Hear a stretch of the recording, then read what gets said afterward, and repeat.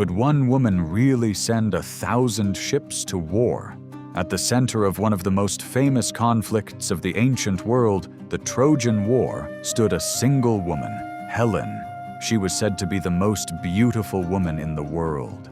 And when a Trojan prince took her away from Sparta, the Greek kings gathered their armies, hundreds of ships crossed the Aegean Sea, and a war that would last 10 years began. But was Helen truly the cause of it all?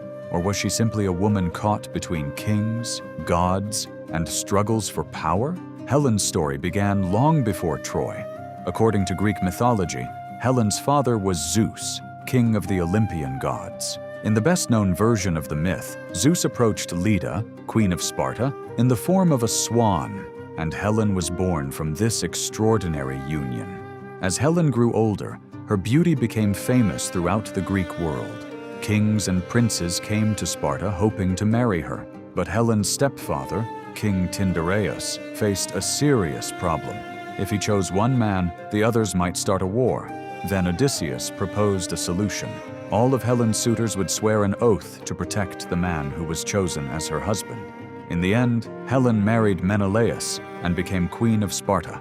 But far away, a dispute among the gods was about to change her fate. At a wedding, Eris, the goddess of discord, threw down a golden apple inscribed with the words, "To the fairest."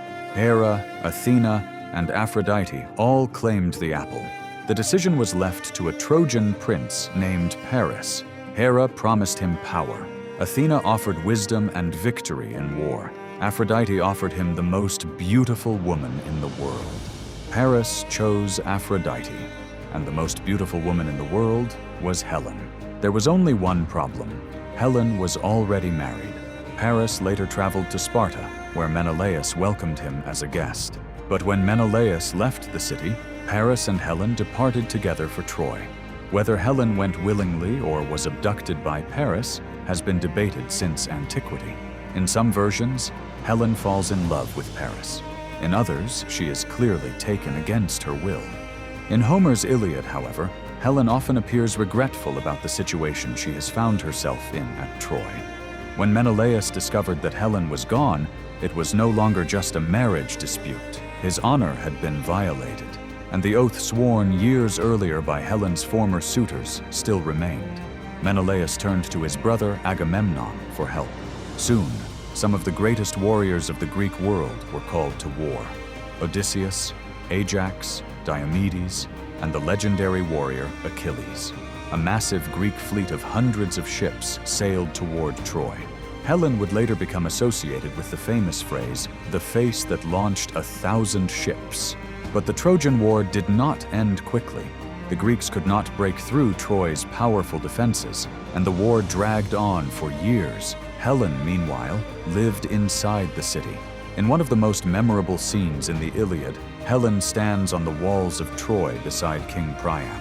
Looking down at the Greek army below, she identifies the men she once knew: Agamemnon, Odysseus, Ajax. Helen now stood between two worlds, Troy on one side, her former life on the other. As the war continued, Paris's true character also became clearer. Paris was not a great warrior. His brother Hector even criticized him at times for his lack of courage. At one point, Paris and Menelaus fought in single combat. Menelaus gained the upper hand, and Paris was nearly killed. But according to the myth, Aphrodite intervened and saved him. Helen, rather than admiring Paris, openly looked down on him for his behavior. And this raises an important question. Was Helen really the cause of the Trojan War? On the surface, it appears so. But the war was not only about love. It was also about royal honor, political ambition, Troy's wealth, and strategic interests in the region. Helen became the symbol of the conflict. But she did not gather the armies. She did not launch the ships. And she was not the one who decided to continue fighting for 10 years. Eventually, Troy's greatest warrior, Hector, was killed. Achilles also died, and Paris himself was killed near the end of the war. Yet the Greeks still could not break through Troy's walls. In the end, the war was not won through strength, but through deception.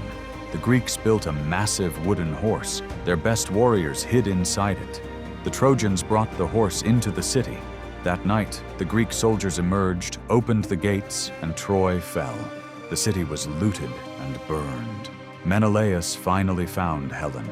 According to some versions, he intended to kill her, but when he saw her again, he could not bring himself to do it. And years later, Helen returned to Sparta, back to where her story had begun.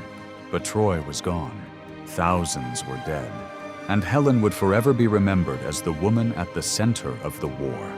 But there is no historical evidence proving that Helen truly existed, or that a war was fought because of her. Perhaps Helen was inspired by a real woman. Perhaps she was entirely mythical. But for nearly 3,000 years, her story has continued to survive.